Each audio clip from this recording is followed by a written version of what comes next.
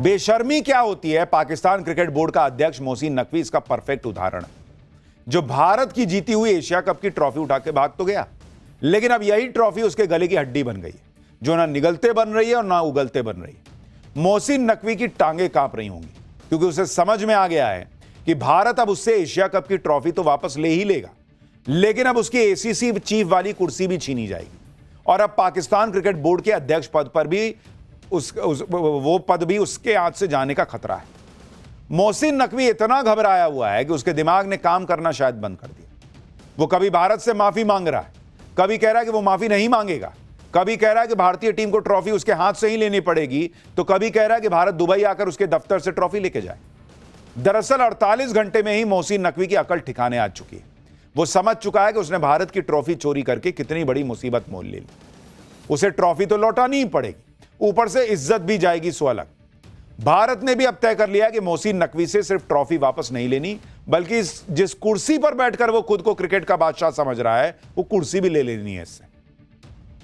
भारत, पाकिस्तान में मोहसिन नकवी के खिलाफ भयंकर मोर्चाबंदी शुरू हो गई है। उससे इस्तीफा मांगा जा रहा है। कैसे उसके काले चिट्ठे खुल गए हैं और कैसे उसे डर सता रहा है कि कहीं दुबई की पुलिस ही उसे पकड़कर जेल में न डाल दे, आज आपको सब दिखाऊंगा। कैसे मोहसिन नकवी ने भारत से माफी मांगी है यह भी बताऊंगा, लेकिन पहले पाकिस्तान की नई बेइज्जती का ट्रेलर देख लीजिए।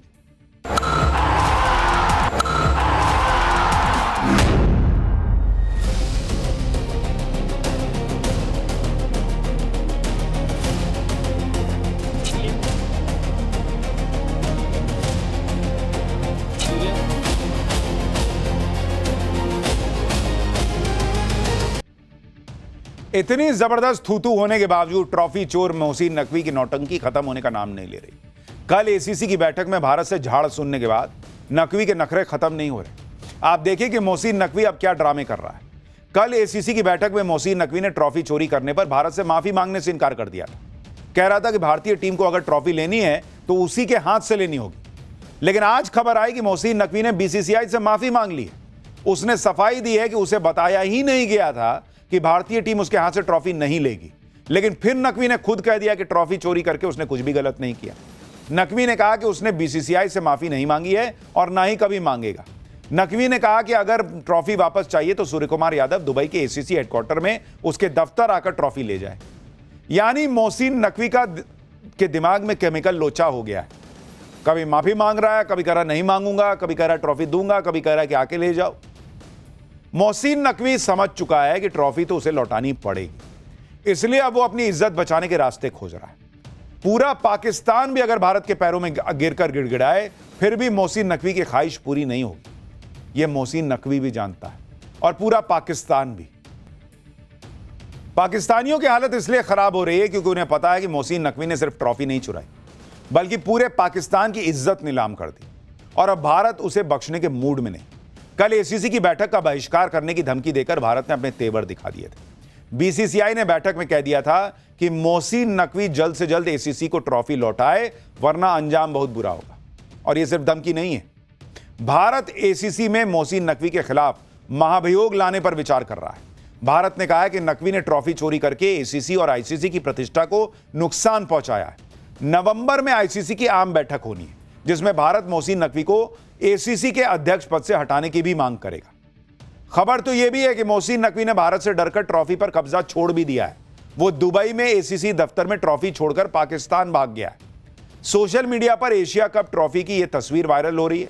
दावा किया जा रहा है कि मोहसिन नकवी ने चुराई हुई ट्रॉफी यूएई क्रिकेट बोर्ड को हैंडओवर कर दी है और अब ट्रॉफी दुबई में एसीसी के रीजनल ऑफिस में रखी हुई है।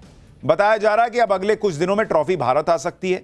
हालांकि बीसीसीआई या एसीसी की तरफ से इस खबर की पुष्टि अभी नहीं की गई है, लेकिन पाकिस्तानी कह रहे हैं कि भारत तो ट्रॉफी लेकर ही मानेगा। मोहसिन नकवी ने पूरे पाकिस्तान की नाक कटवा दी, ये खुद पाकिस्तानी कह रहे हैं। इधर भारत मोहसिन नकवी को ठोकने का इंतजाम कर रहा है, उधर पाकिस्तान में मोहसिन नकवी की फजीहत हो रखी है। शोएब अख्तर ने तो मोहसिन नकवी समेत पूरी पाकिस्तान क्रिकेट बोर्ड को ही हेडलेस चिकन बता दिया। हेडलेस चिकन का मतलब होता है ऐसा व्यक्ति जिसके पास दिमाग ना हो। शोएब अख्तर ने कहा कि मोहसिन नकवी को क्रिकेट के बारे में कुछ पता ही नहीं है, वो अपने सलाहकारों के दिमाग से पीसीबी चला रहा है। मोहसिन नकवी ने डिविजनल और डिपार्टमेंटल क्रिकेट को ही खत्म कर दिया। मोहसिन नकवी की सोच यह है कि सारा कंट्रोल सिर्फ मेरा होगा, किसी के साथ सत्ता बांटनी ही नहीं।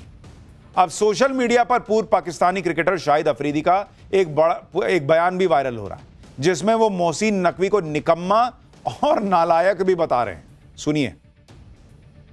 यानी पाकिस्तान में ही लोग जानते हैं कि मोहसिन नकवी का एक ही टैलेंट है, उनका एक ही चीज उनके पक्ष में है, और वो ये कि वो मुनीर के साले हैं। मुनीर उनका जीजा है, वरना वो इस लायक नहीं कि वो पीसीबी के चेयरमैन बनते। भारत की ट्रॉफी चोरी करके मोहसिन नकवी ने भारत से पंगा लिया, जिसकी सजा तो उसे मिलेगी, लेकिन सोशल मीडिया पर लोग लगातार मोहसिन नकवी को सजा दे रहे हैं। मीम्स वायरल हो रहे हैं जिन्हें देखकर हंसी रोकना मुश्किल हो रहा है। ये लेटेस्ट मीम देखिए, इसमें भिखारी बना मोहसिन गधे पर बैठा है। जैसे ही सूर्य कुमार यादव ट्रॉफी उठाते हैं, वो ट्रॉफी छीन के भाग जाता है। सोशल मीडिया पर लोग बीसीसीआई को एक जबरदस्त सलाह भी दे रहे हैं, कह रहे हैं कि मोहसिन ने ट्रॉफी दुबई में चुराई है, उसके खिलाफ दुबई में केस दर्ज करवा दे। अगर बीसीसीआई ने यह सलाह मान ली तो मोहसिन नकवी को लेने के देने पड़ जाएंगे, क्योंकि आप देखिए कि दुबई में चोरी के जुर्म में मोहसिन को 1.5 साल जेल की सजा हो सकती है। ट्रॉफी गबन करने के आरोप में 3 से 5 साल तक की सजा हो सकती है। धोखाधड़ी के आरोप में 7 साल की जेल हो सकती है। लेकिन यह दूर की बात है, यह सिर्फ सोशल मीडिया पर चल रहा है। पर अब तो मोहसिन नकवी भी सोच रहा होगा कि भगवान ही मालिक है उसका।